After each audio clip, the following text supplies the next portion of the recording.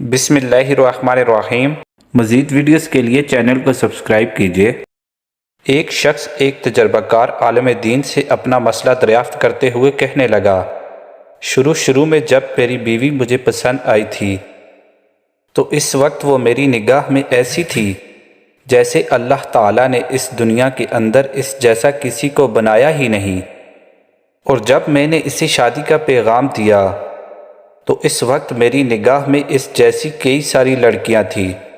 پھر جب میں نے اس سے شادی کر لی تو اس وقت اس سے زیادہ خوبصورت کئی لڑکیاں میری نظر سے گزری۔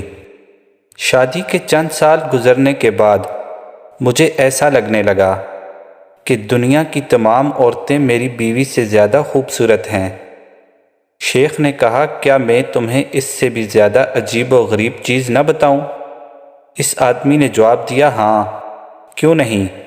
شیخ نے کہا، اگر تم دنیا کی ساری عورتوں سے شادی کر لو پھر بھی تمہیں ایسا لگے گا کہ گلی کوچوں میں پھرنے والے آوارہ کتے دنیا کی تمام عورتوں سے زیادہ خوبصورت ہیں۔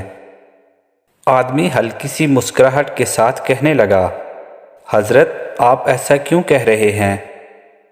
حضرت نے جواب دیا، اصل پریشانی تمہاری بیوی میں نہیں بلکہ اصل پریشانی یہ ہے کہ جب انسان کا دل لالچی ہو جائے، اس کی نگاہیں ادھر ادھر بھٹکنے لگیں اور انسان شرم و حیا سے عاری ہو جائے تو قبر کی مٹی کے سوا اور کوئی بھی چیز اس کی آنکھوں کو نہیں بھر سکتی۔